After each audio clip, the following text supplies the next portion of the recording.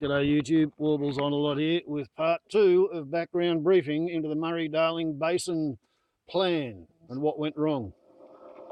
And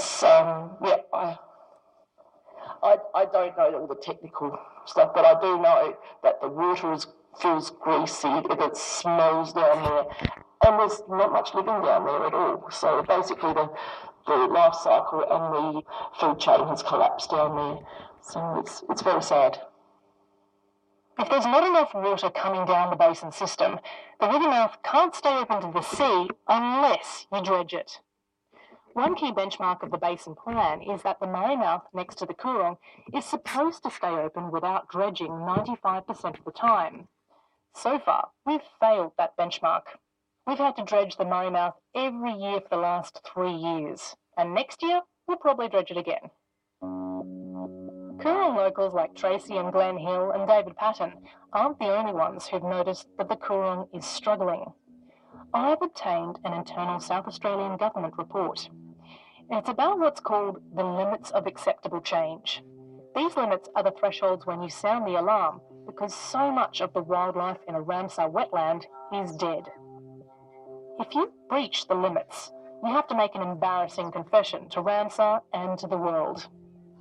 Now, this report shows the state government knows the Coorong's ecology is in real trouble, and on paper, it's already moving to reframe the situation.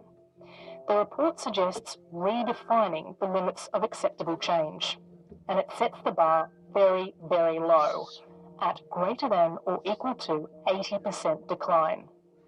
It even gets into acceptable numbers of dead birds. So if we look at just one species, our critically endangered curlew sandpipers, it suggests you could lose 4,092 from the South Lagoon alone, and on paper, you could still say that was acceptable. David Patton says this would be sanctioning system collapse. We used to have tens of thousands of shorebirds here. We'd see them resting at times. The food base was much stronger, and we are just quietly kidding ourselves that we actually care about nature. This country does not care about nature. The South Australian government has told us this report is not their official policy, it's more like advice, and it'll finalise its new policy sometime this year. To me, preparing to lose up to 80% of your protected wildlife would seem to indicate that the Murray-Darling Basin Plan is not working. But hey, I'm not a Basin Plan expert, so I'm going to ask someone who is. Okay, well, I'd like to get rolling if you are, Marianne. Okay. All right, and I haven't done anything like this before. Marianne Slattery is a softly spoken brainiac who doesn't give interviews very often. She's nervous because until recently, she was a high-ranking public servant, working behind the scenes and definitely not speaking out. 6 months ago, she was the Director of Environmental Water Policy with the Murray-Darling Basin Authority. It was her job to understand all of the Basin Plan and to make sure its environmental outcomes were on track. How we get the best out of our environmental water, how do we manage environmental water efficiently and effectively to achieve the outcomes that were intended under the Basin Plan.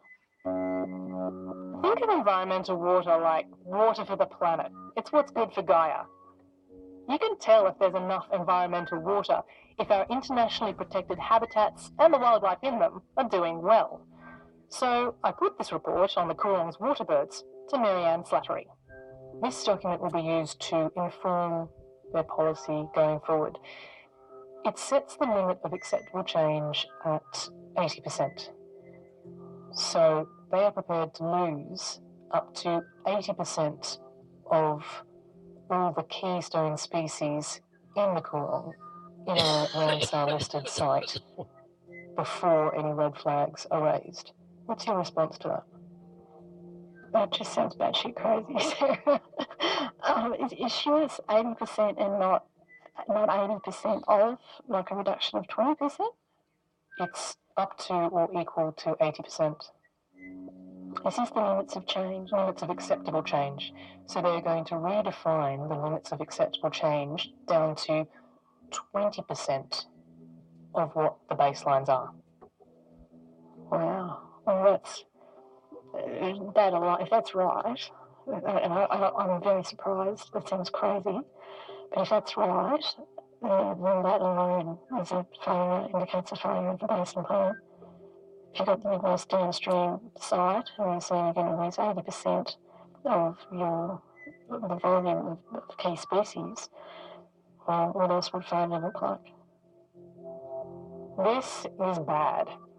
You'll hear more from Marianne Slattery in the next episode of Background Briefing, when she takes us through the creative accounting in the Basin Plan.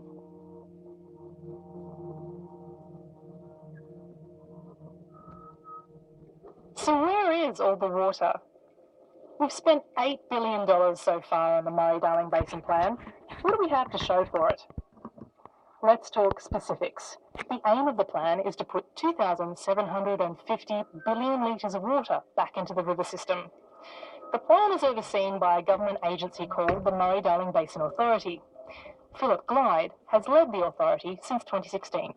The whole idea about the 2750 is that at the time it was judged to be the best way to sustainably restore the basin, a healthy working basin. It's not to achieve pre-development environmental conditions, nor is it something that will maximise industry growth. It was the number that would make sure that we would have a sustainable basin going forward into the future. The Basin Authority says in the last 6 years we've made great progress towards our target. On paper, we've recovered 2,107 gigalitres to put back into the river system, and it's been officially banked in the Environment's account. There is 2,000 gigalitres more in her account at the moment. There was in the year 2000, and that's a really good thing. We've spoken to a number of people who say for the spend, we're about $8 billion down. Correct. We're about halfway through this plan. They say for that spend and that amount of time, we should be seeing improvements already, and we're just not. The mouth is still being dredged. The end of the system is not getting the flow. There's still blue-green algae. Yep. The numbers of migratory shorebirds are declining, and so on and so forth. What do you say to that? Well, I think they're the impatient ones. Critics of the Basin Plan say it's not impatience. They say the authority's numbers are wrong for several reasons, but here's the first. It's because of something called return flows. Return flows are one reason why there's not enough water coming down the river to the starving lagoons of the Coorong, and they could be a pretty big one. Test levels. I've got a mess of cords here. This is a new recorder. So I haven't... Clearly I haven't done the right thing by this cable for a start. It's coiled. It's very unhappy. I'm in the extremely cluttered office of ANU Professor Quentin Grafton, a tall guy who clearly has a thing for snazzy hats. There are a few of them around on top of the piles of books. Quentin Grafton is an economist who spent a decade crunching the numbers on the Basin Plan. The main way in which the plan tries to get water for the environment is through what's called irrigation efficiencies, basically a ton of cash for irrigators to fix up their farm gear. These irrigation efficiencies are hugely expensive. We've spent $3.5 billion taxpayer dollars on them so far, and they're causing a lot of unease. It seems to me, if I use the analogy, you go to a second-hand car lot, okay, so you see the car, and from a distance it looks like a pretty decent car, But as you go and have a look, you lift the bonnet up, you might find there's no engine there. You might find that the tyres are bald.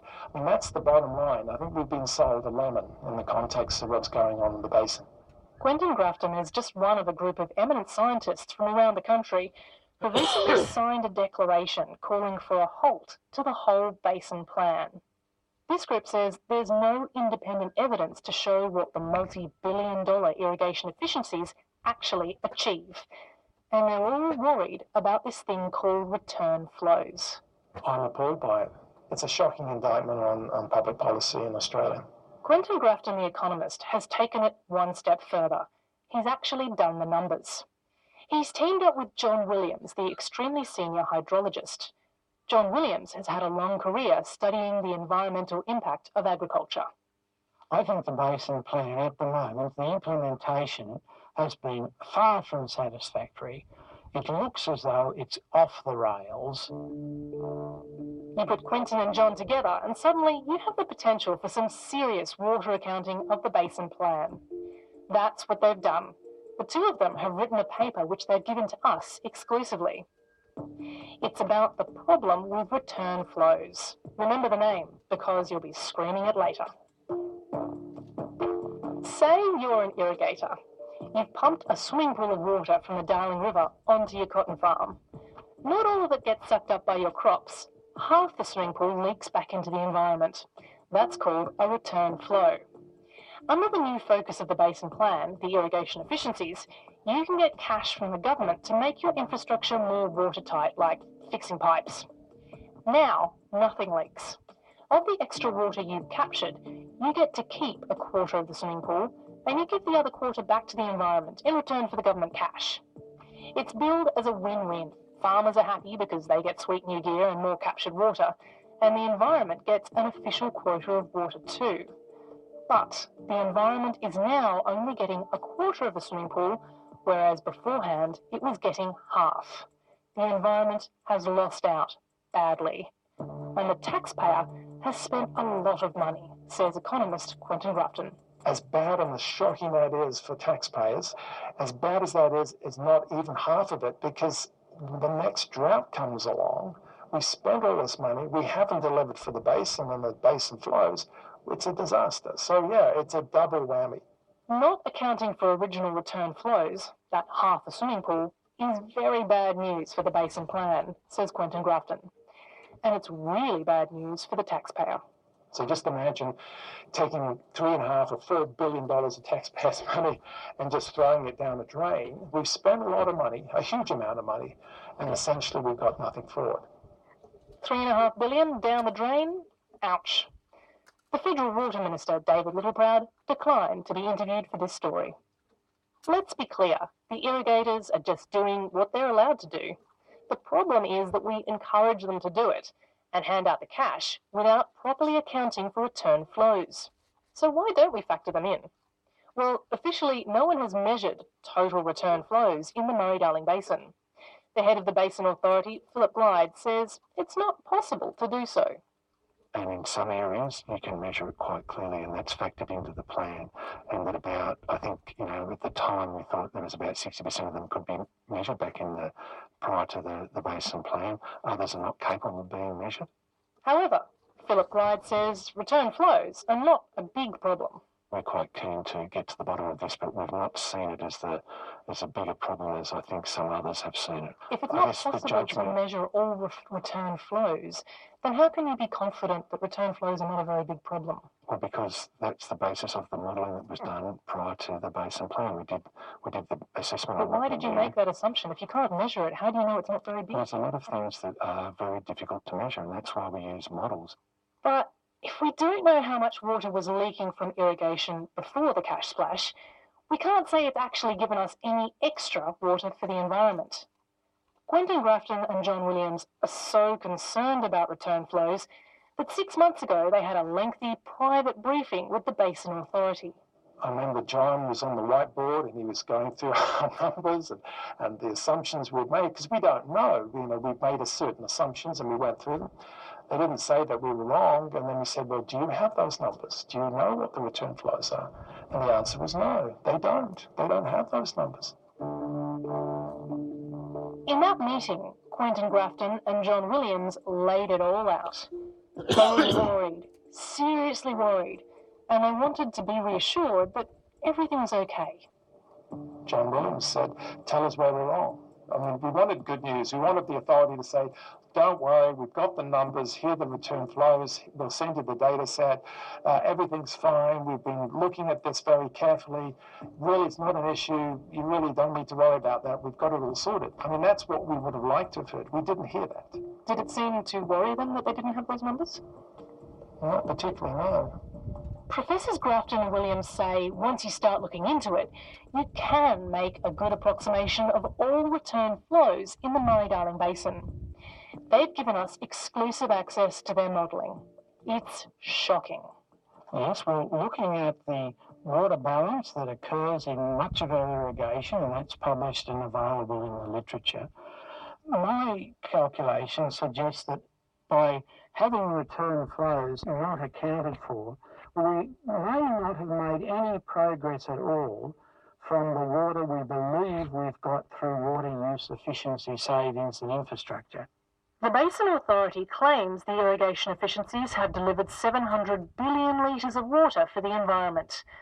But this modelling shows when you take return flows into account, at best, the environment has gotten nothing.